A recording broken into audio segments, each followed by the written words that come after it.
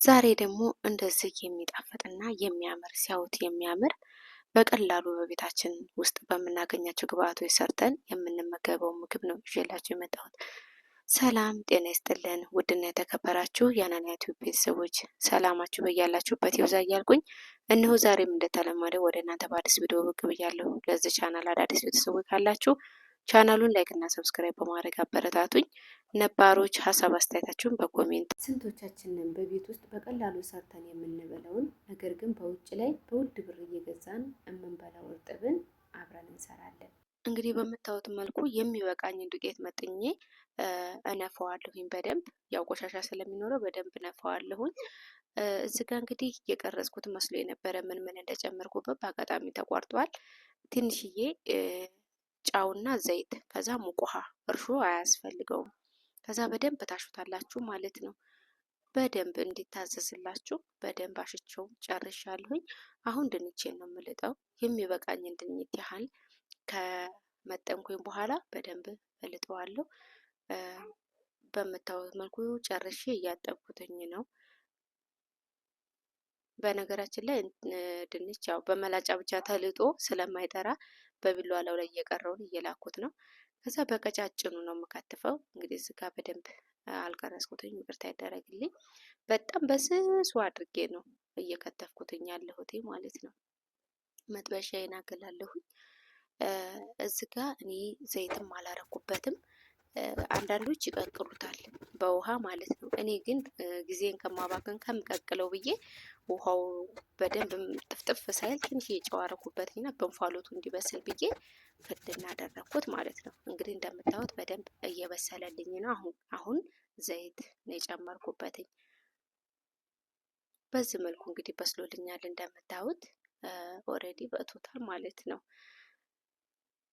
የጠበስኩትን ድንች አስቀምጥና ለብቻው፣ ከዛ ሽንኩርት በረጃጅሙ ወይም ደግሞ ሸረሜኒ የምታውቁ ካላችሁ ከትፋለሁኝ። አንድ ቲማቲም እዚህ ጋር ድስቴን አግያለሁኝ። እኔ ምንጊዜም ማለት ነው ዘይት አልጨምርም። መጀመሪያ ላይ ትንሽዬ ውሃ ጠብ አድርጌ ነው መጀመሪያ ሁሉንም ነገር ማበስለው ማለት ነው። ዘይት በጣም ሲጠበስ ያው ታውቃላችሁና አንድ ፍሬ ቲማቲም ነው ቆረጥ ቆረጥ አድርጌ የጨመርኩበትኝ። አንድ ላይ ካበሰልኩት በኋላ እንደምታዩት ዘይት ጨምሬበታለሁኝ። በዘይቱ አሁን በደንብ ጠብሰዋለሁኝ። ከዛ አንድ ማንኪያ በርበሬ ጨምሬበታለሁ።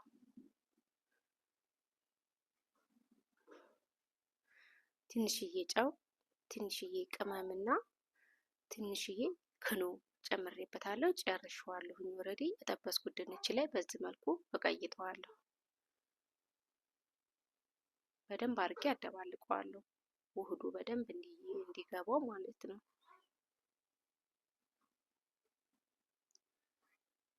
እዚህ ጋር የታጠበ ጥቅል ጎመን እና የታጠበ ካሮት እና አንድ ቃሪያ ነበረኝ። ድቅቅ አድርጌ ከትፈዋለሁ።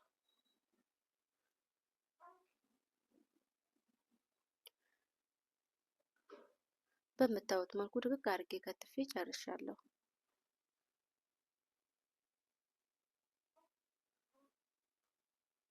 ካሮቴንም እንደምፈልገው በምፈልገው ሳይዝ በዚህ መልኩ እየፈቀፈኩት ነው። እናንተ ደስ ባላችሁ መፈፈት ትችላላችሁ፣ መቆራረጥ ትችላላችሁ።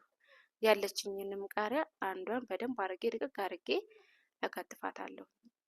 በዚህ መልኩ ሁሉንም ቀያይጠዋለሁ። አሁን ቅድም ያሸሁትኝ ሊጥ ትንሽ ላላ ስላለልኝ ዱቄቴን በአጋጣሚ ጨርሼ ስለነበረ ትንሽዬ ዘይት ጠብ አድርጌ እንደ ፒዛ አዳምጠዋለሁ።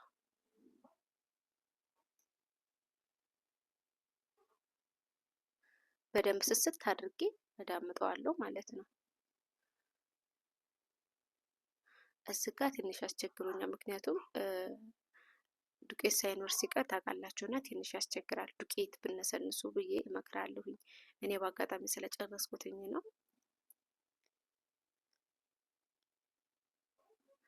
ሁለተኛውንም ቂጣ በዚህ መልኩ ዳምጠዋለሁ። በተመሳሳይ እናንተ እንደምትፈልጉት ማድረግ ትችላላችሁ። አቅጥናችሁም መጋገር ትችላላችሁ። እኔም እንደሚመቸኝ ስለሆነ በዚህ መልኩ ነው እየዳመኩት ያለሁት።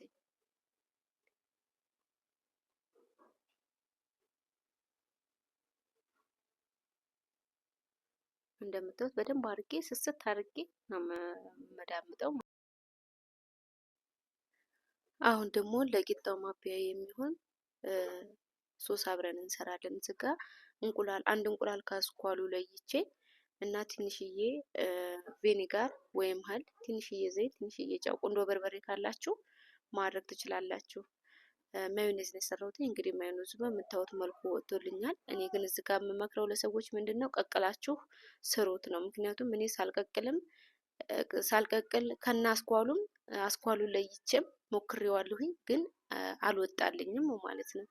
ከዛ ለማብያ የሚሆነኝን ከቸፕ እቀላቅልበታለሁኝ ማለት ነው።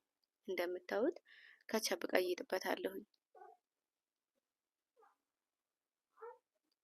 ሁላችንም እንደየሚመቸን ነው የምንሰራው። ግን እኔ የተመቼ ምንድን ነው ቀቅዬ የሰራሁት በደንብ አድርጎ ተመችቶኛል ማለት ነው።